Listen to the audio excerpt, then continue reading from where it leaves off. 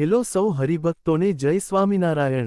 વડોદરા શહેરના અટલાદરા ખાતે બીએપીએસ સ્વામિનારાયણ સંસ્થાના આધ્યાત્મિક વડા મહંત સ્વામી મહારાજની 92મી જન્મજયંતિનો ભવ્ય મહોત્સવ તારીખ 2 ફેબ્રુઆરી 2026ના દિવસે વડોદરાના આંગણે ઉજવવામાં આવ્યો હતો।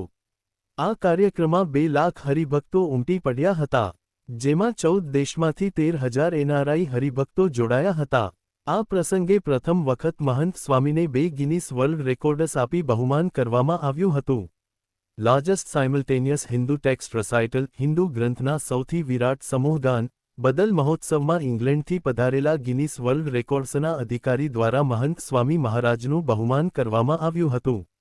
બીએપીએસ સંસ્થાના 3 વર્ષથી 13 વર્ષની વય સુધીના 15,000 કરતાં વધુ બાળકોએ સત્સંગ દીક્ષા ગ્રંથનો 1 વર્ષમાં સંસ્કૃતમાં સંપૂર્ણ મુખપાઠ કર્યો છે।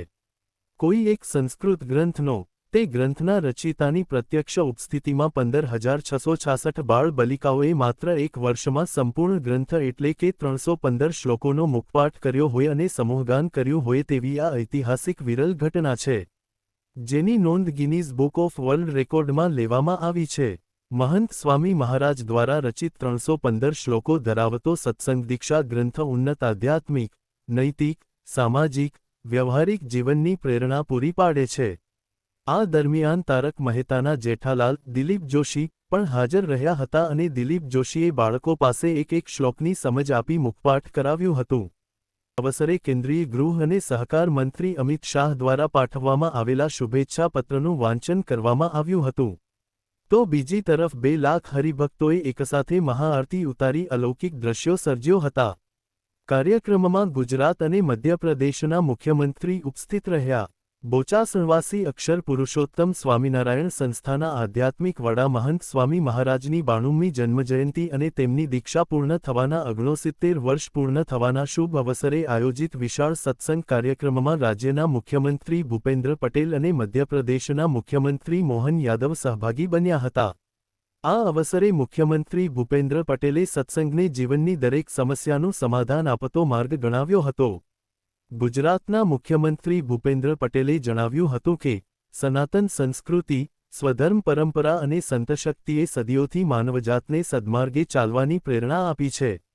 સંત, શાસ્ત્ર અને મંદિર આ 3 આધારસ્તંભો દ્વારા આપણી સંસ્કૃતિ મજબૂત બની છે અને સ્વધર્મ અને આસ્થાના કેન્દ્રો પર થયેલા આક્રમણો સામે પણ સંતશક્તિ અને વીરોએ સનાતન સંસ્કૃતિને અકબંધ રાખી છે। અહમ શૂન્ય જીવનદર્શનને જીવનમાં ઉતારવા પર ભાર મૂક્યો।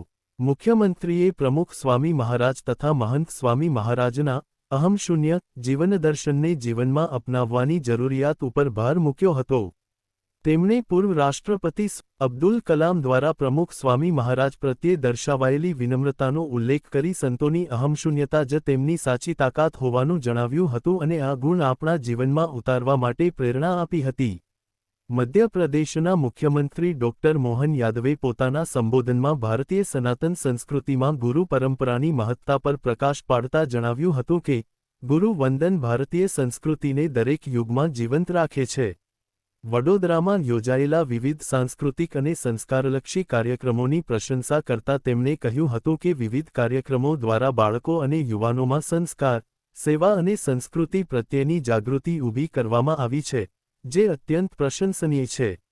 આ પ્રસંગે મોટી સંખ્યામાં બાળકો દ્વારા ધાર્મિક પાઠ અને સંસ્કારલક્ષી પ્રવૃત્તિઓ રજૂ કરવામાં આવી હતી।